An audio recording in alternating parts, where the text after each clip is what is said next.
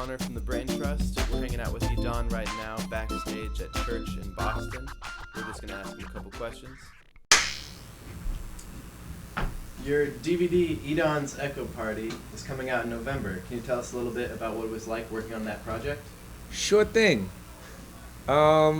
These guys at Traffic Entertainment, they asked me to take their catalog or records that they have access to in terms of licensing, and make a mix with it.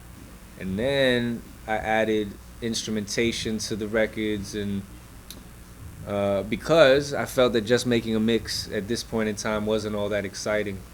So, just to make the whole mix a little more personal and more challenging, interesting, added instrumentation, played like synthesizers, glockenspiel, played a little guitar, played a kazoo. There's a kazoo medley, and just all that. Just I don't know, and then just kept going day by day, like adding like 10 seconds here, 30 seconds here, and sometimes it would take like 8 hours to get 30 seconds that I was happy with, just because you would try a lot of things and I wouldn't really have an idea of what I wanted to do.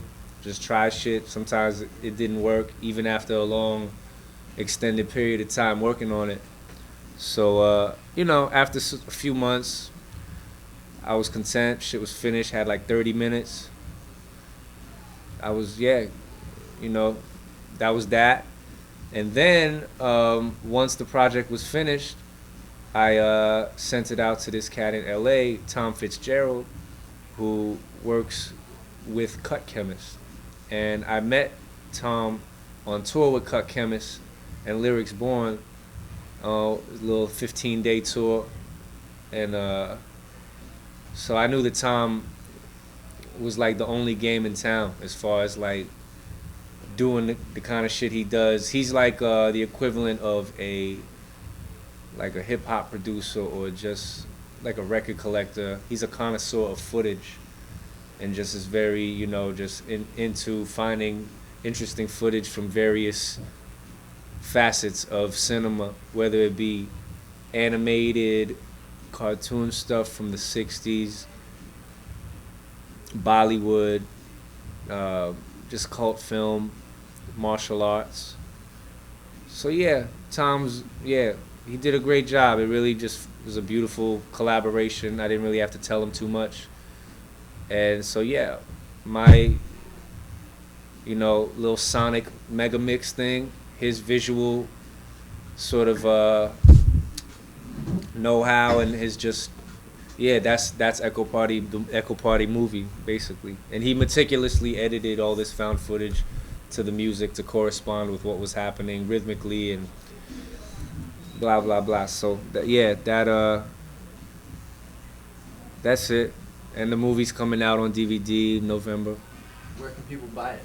I would imagine just like specialties shops, boutique shops, like places like Turntable Lab or undergroundhiphop.com, and also Amazon possibly, and things of that nature. Or if they come to a show, I'll have some copies on me that I stamped by hand, just like I stamped these.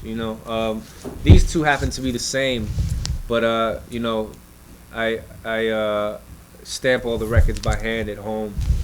I had this dude on 27th Street, 6th Avenue in Manhattan. He's like this old man, and you give him a piece of paper with the image you want. And I took this from like an old school flyer, and he'll make rubber stamps out of the image that you give him. So.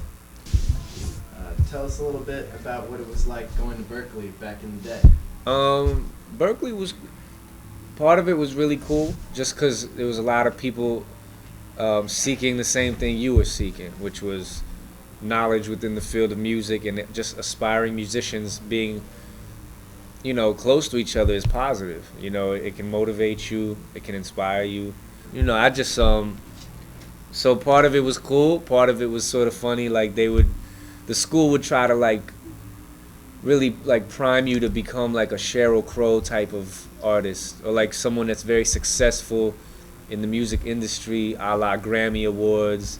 And it just, to me, I was always a little bit more rebellious than that, and So after a few years, I started making like shitty sounding rap records, and realized I didn't really want to be an engineer who, like, really like goes for a polished sound or like helps record like major label groups. I didn't really give a fuck about that. There's a lot of nice facilities there, and I don't think when you're that young you really appreciate it. So to people that are thinking of going to that school, they just make the most of your like time outside of class and go into the studios as much as possible and try to learn as much as you can. You know what I mean? One last thing, if you had to choose, I know obviously you do both. If you had to choose, would you consider yourself more of a producer or an MC? Fairly equal. I'm just more interested in making good songs. Like, I've been playing guitar and doing some kind of singer-songwriter shit, but if I put that out, it'll be cool. Like, I'll make sure it's not corny.